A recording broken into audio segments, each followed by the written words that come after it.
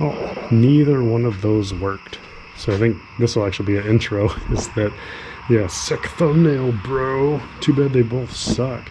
I'm sure they have applications where they do work for some people, but they didn't work for me. It's my first time trying them, and kind of what I expected is what happened. So since my air conditioner doesn't work, and it's really not that much extra time, I'm gonna pull the front clip, get the radiator out, because then I can take a peek inside it a little bit and see if it's clogged up and gross, because there is another radiator in that van. I don't know if it holds pressure or not, but there's options, right? So if this thing's all screwed up. Now, I never had temperature problems. Even after the two fixes were tried out, the van never overheated on me, so I don't think the radiator's clogged. I had heat coming out. The heater core's not clogged, but I won't be reusing that coolant, that's for sure. So yeah, this will be kind of short because it's a bunch of work I've already done in other videos. So I'm going to pull the front clip and I'm going to start taking the head off. And I do suspect the exhaust passage, like if maybe there's a crack in the head that wasn't there before, because this is the head that was in the van before.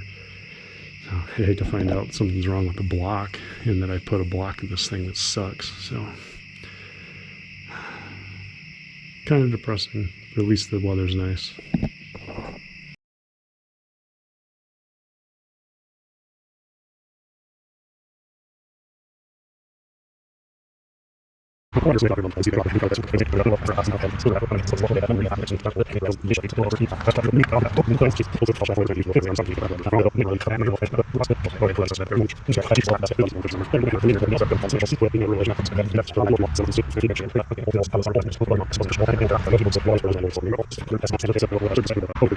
The new stuff, things that are out today, use sodium silicate.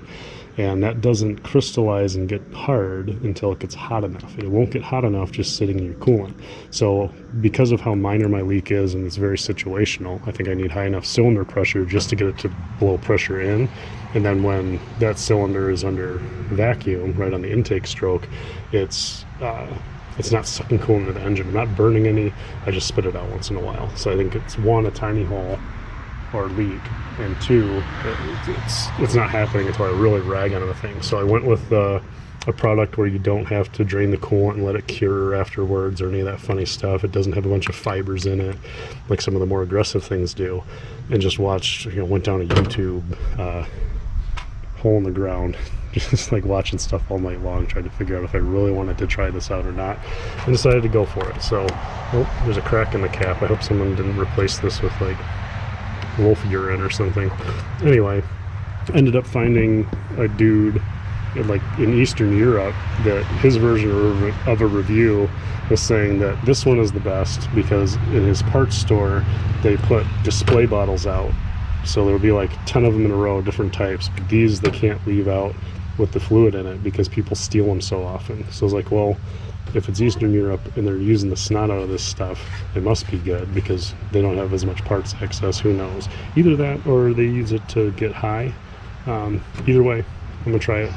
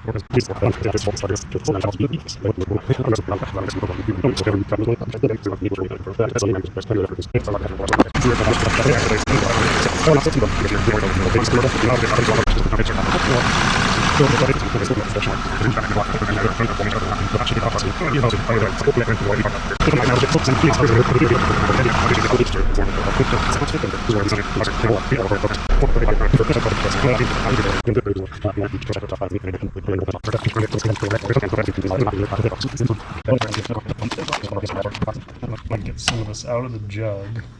Oh, it's much more liquid looking than I thought it would be. It's solid in there. How old is this stuff?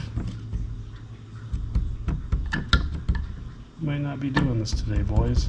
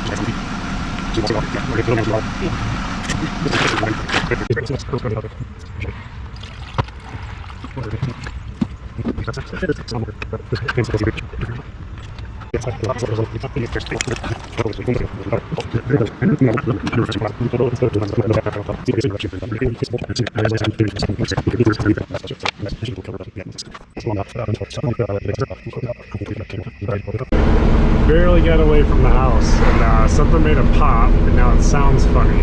So I don't think it's related to the coolant. I think it popped the boost tube off. I would have expected to get a check light for that, but we'll see. I mean, coolant light's not on, so it wasn't coolant light.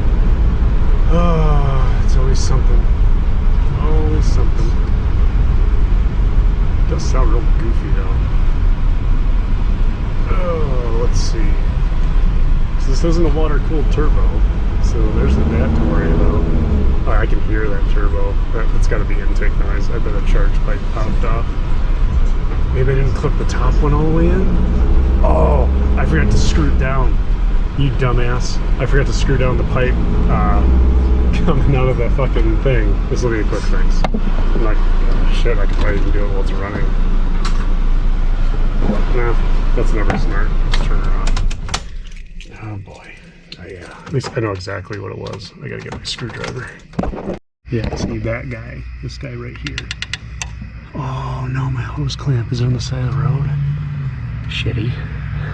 So, just got back from a half-hour romp. The low coolant light came on a few times, but my arm's sore from holding it in front of the one heat vent that works.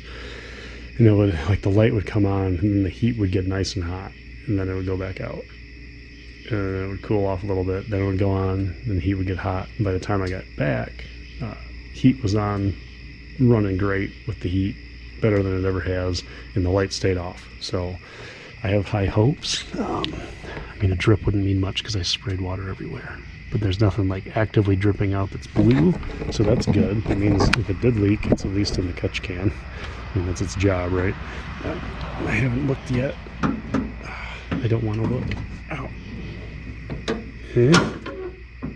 I see clear water from when I hosed it out. And oh, there's nothing in it. There's fucking nothing in it. Okay. Is it real? Please. Is that blue? No, hazy? That doesn't look blue to me. That coolant's like blue.